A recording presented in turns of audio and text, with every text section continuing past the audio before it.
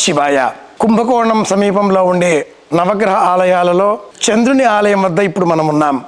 చంద్రుడు సుకుమారమైన గ్రహం, నవయువకుడు. ఈ చంద్రుడు భూమికి ఉన్న ఒక ఉపగ్రహం. చంద్రుడు అందించేదేమిటి?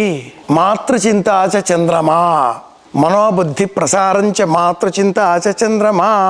ఈ చంద్రుని పుట్టుక, చంద్రుని కథ చాలా ఆశ్చర్యకరం. ఈ క్షేత్రానికి సంబంధించిన ఒక వృత్తాంతం పెరియ పురాణంలో ఉంది.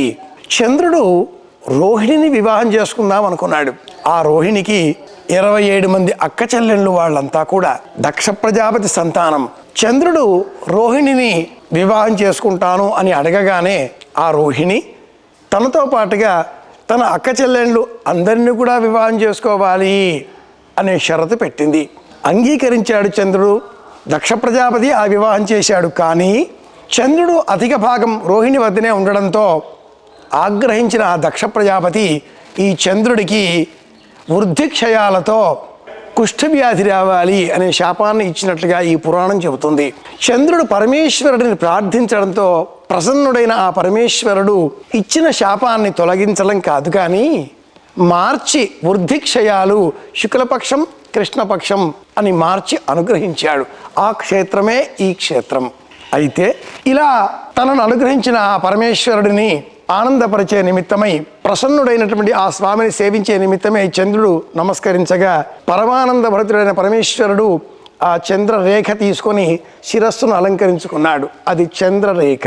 చతుర్థి నాటి చంద్రుడు. గుండ్రంగా ఉండే చంద్రుని అలంకరించుకోవడానికి కుదరదుగా.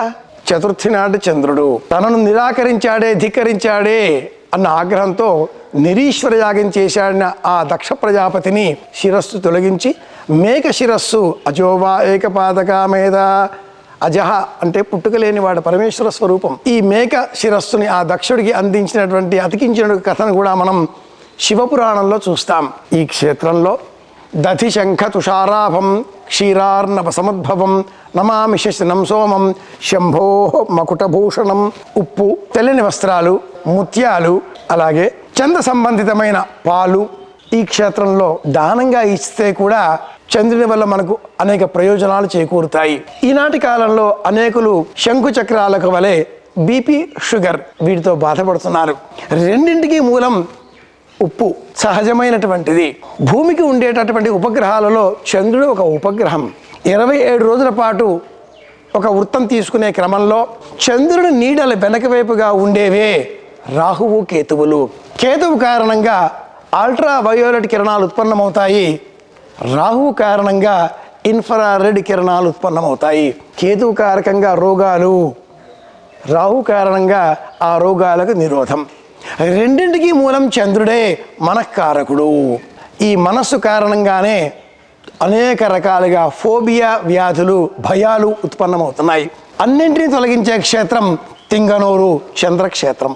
ఈ క్షేత్రంలో పరమేశ్వరుడు కైలాసనాథుడిగా సేవలు స్వీకరిస్తున్నాడు. కైలాసనాథుడు పరమేశ్వరుడు ఈ చంద్రుడిని శిరస్సును అలంకరించుకున్నటువంటి మహాస్వామి, కృపాళువు.